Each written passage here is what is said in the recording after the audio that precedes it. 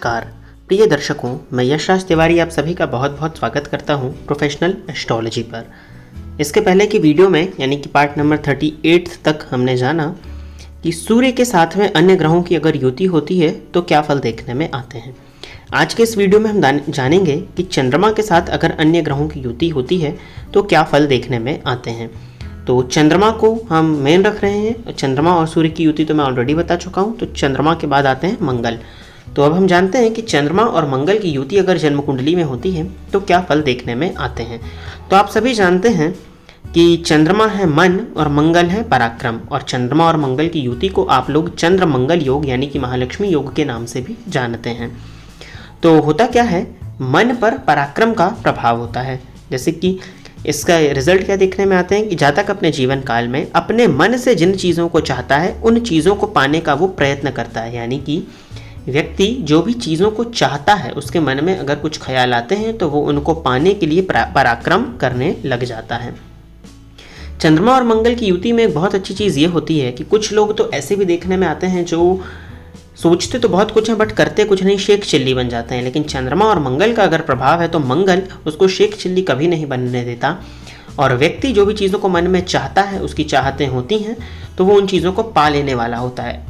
मेरे अनुभव में आया कि ऐसा व्यक्ति जो चाहता है वो उसको पा लेता है अपनी मेहनत, अपने पराक्रम की बदौलत। ये बहुत अद्भुत योग होता है क्योंकि मन के साथ अगर पराक्रम जुड़ जाए तो व्यक्ति जो चाहेगा वो हासिल कर लेगा। लेकिन इस केस में भी एक कंडीशन होती है कि व्यक्ति को चाहना होगा।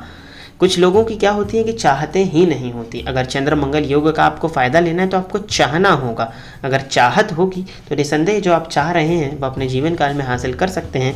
अगर चंद्र मंगल योग आपकी जन्म कुंडली में बना हुआ है और चंद्रमा मंगल की युति अगर आपकी कुंडली में बनी हुई है और अगर अंश बल से ये प्लैनेट्स बली हैं तो आगे बढ़ते हैं और मंगल के बाद में बुध पर आ जाते हैं। तो बुध और चंद्रमा की युति, आप सभी जानते हैं कि बुध है वाणी और चंद्रमा है मन।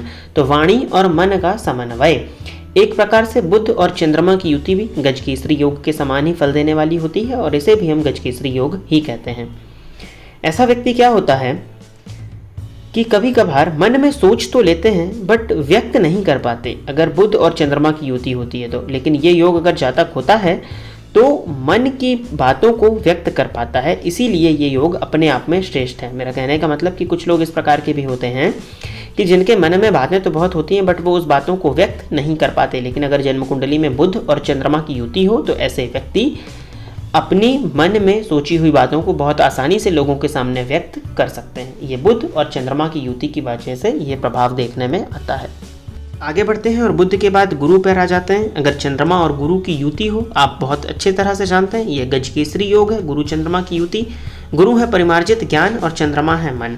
मन अगर गुरु के पास चला जाए यानी विवेकवान के पास चला जाए तो जातक उसी मन पर सवार होकर के सब कुछ पा लेने वाला होता है। तो गुरु और चंद्रमा की युति ज्योतिष शास्त्र में श्रेष्ठतम राजयोग में से एक है जिसको कि हम गजकेसरी योग से जानते हैं। ऐसे व्यक्तियों को बातें या ज्ञान की बातें अंदर से ही आती हैं, उनको कुछ बहुत ज़्यादा सीखना नहीं पड़ता, उनको चीज़ें पहले से ही बनती हैं। कोई भी नई चीज़ उनको ला करके दे दो तो बहुत ही जल्दी उस विषय पर अपनी पकड़ बना लेते हैं। ये गुरु और चंद्रमा के गजकेसरी योग की वजह से, गुरु और चंद्रमा की युति की वजह से यह चीज़ देखने में आती है। गुरु के बाद आगे बढ़ते हैं और शुक्र पर आ जाते हैं। शुक्र और चंद्रमा की युति भी सामान्य शब्दों में यह भी एक गजकेसरी योग के समान ही फल देने वाला होता है। शुक्र है भोग और चंद्रमा है आपका मन। जब शुक्र और चंद्रमा की युति होती है तो जातक केवल भोग के बारे में सोचता है, कभी कभार ऊट पटांग भी सोच लेता है। वो शुक्र की स्थिति पर निर्भर करता है। हालांकि चंद्रमा पर पड़ने वाली ग्रहों के दृष्टि के हिसाब से भी फल कथन बदलते हैं, बट हमारा मेन उद्देश्य यहाँ पर जो है वो ग्रह युति को समझना है कि चंद्रमा और शुक्र की अगर युति होगी तो क्या रिजल्ट देखने में आएगा। तो भोग और मन का समन्वय होगा तो जातक केवल भोग के बारे में सोचेगा। पर स्त्री या पर पुरुष का संबंध भी होने लगता है क्योंकि मन भोग की तरफ जाता है। ये भी इस केस में देखने में आया है। अगर ग्रहों के पास में बल अच्छा है तो जातक सुखों के बारे में सोचता है और सुखों को प्राप्त करने के लिए प्रयास भी करता है। ये शुक्र और चंद्रमा की युति से होता है। जातक भोग के बारे में सोचता है, लग्जरीज के बारे में सोचता है और लग्जरीज को पाने वाला भी होता है अगर ग्रहों के पास में बलाबल अच्छा है तो। शुक्र के बाद बारी आती है शनि की। अगर शनि और चंद्रमा की युति हो, आप सभी बहुत अच्छे से भलीभांति इस बात को जानते हैं कि शनि और चंद्रमा का समन्वय विष योग बना देता है। ऐसे व्यक्तियों को मानसिक अशांति की समस्या सबसे ज़्यादा होती है।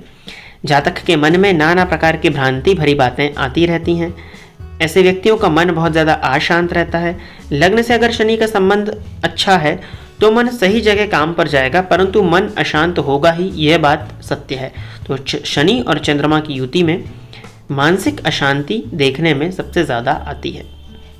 हालांकि ऐसा जातक खोजी प्रवृत्ति का और रिसर्चर प्रवृत्ति का भी हो जाता है। तो प्रिय दर्शकों, आज के लिए बस इतना ही। पुनः अगले वीडियो में आप सभी के सम्मुख उपस्थित होऊंगा, जहां पर हम मंगल के साथ में अन्य ग्रहों की युति और बुध के साथ में अन्य ग्रहों की युति के बारे में चर्चा करेंगे। आज के लिए बस इतना ही रखते हैं। पुनः अगले वीडियो में फिर से आप सभी के सम्मुख उपस्थित होऊंगा। तब तक के लिए इजाजत दीजिए। नमस्कार। फ़ोन पर बात करके कुंडली दिखाने के लिए आप स्क्रीन पर दिए गए नंबर पर कॉल, मैसेज या व्हाट्सएप करके पर्सनल अपॉइंटमेंट ले सकते हैं। अब आप YouTube के साथ साथ Facebook और Instagram पर भी मेरे अकाउंट को फॉलो कर सकते हैं, जहां पर आपको ज्योतिष से संबंधित जानकारी मिलती रहेगी।